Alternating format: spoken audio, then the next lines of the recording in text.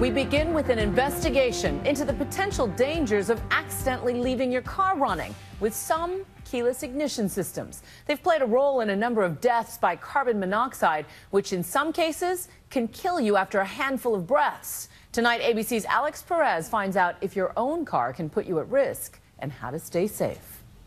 We're going to go down, we're going to mask up on the floor. Firefighters armed with masks and safety gear. They approach cautiously, knowing this garage is filled with deadly concentrations of carbon monoxide from the exhaust of his car left running. It's a frightening demonstration, but in real life, it can have tragic results. Investigators have confirmed 12 deaths since 2009 that are linked to carbon monoxide poisoning from cars with keyless ignition that had been accidentally left running. Recently among them, Pasquale and Rina Fontanini of Illinois. I'd sit here, my mom would sit here, my dad would sit here. They were found by their son, Cesare, during a routine morning visit after he finished his shift as a firefighter. I saw my dad laying about 4 feet down the main entrance by the garage door. In that moment, you must have wondered what's going on. I thought my dad had cardiac arrest. Pasquale had collapsed from carbon monoxide poisoning. Upstairs, Rina in the same condition. Hours earlier, they had accidentally left their car running in their attached garage. To walk in and have to deal with that, to see that? It's etched in your brain for the rest of your life. The 2013 Lincoln MKS had a push button or keyless ignition. Police say Rina put the key fob in her purse and left the car with the engine still running, despite an audible warning likely made by the car. Officials say the carbon monoxide from the engine built up in the garage and seeped into the house, eventually killing them both. I was unaware that there was a problem until this happened to my parents. He and his family have filed a wrongful death lawsuit against Ford, the maker of Lincoln. His lawyer joined us for this interview. Some may say, this is, someone who's trying to sue the big manufacturers. This is about money. What do you say to those people? That's just not true. The Fontaninis would give up all the money in the world to have their parents back. And they were robbed from this family because of irresponsibility by car manufacturers. Ford says the keyless ignition system has proven to be safe and reliable. They add many of their current models with keyless ignition do have an automatic shutoff feature. The Fontanini's vehicle did have an audible alarm, but critics say this wasn't enough to save them. When someone leaves their car running in the garage and there's a carbon monoxide death, the initial reaction is accidental death. It's the driver's fault, and it's essentially unreported.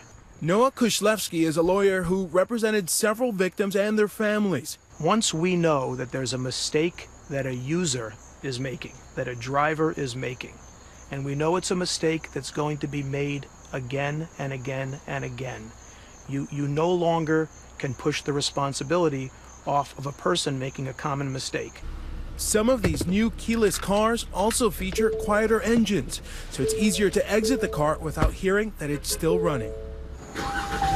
To find out how quickly the carbon monoxide fumes in a running car could turn deadly, ABC News conducted a demonstration. Working with carbon monoxide expert Tom Fireisen to monitor CO levels, the Bayshore Fire Department on Long Island, New York, there to help keep us safe.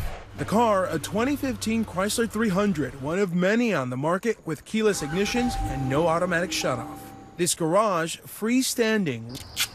We covered the exterior vents to mimic what could happen with many attached garages.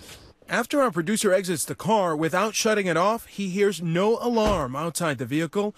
We leave the car running. Then a check every 30 minutes for the level of carbon monoxide. 2.5 hours into our demonstration, CO levels are rising quickly. We're currently at 890 parts per million, and that could be potentially lethal. Then, at almost 4.5 hours in, the CO level is at 4,350 parts per million.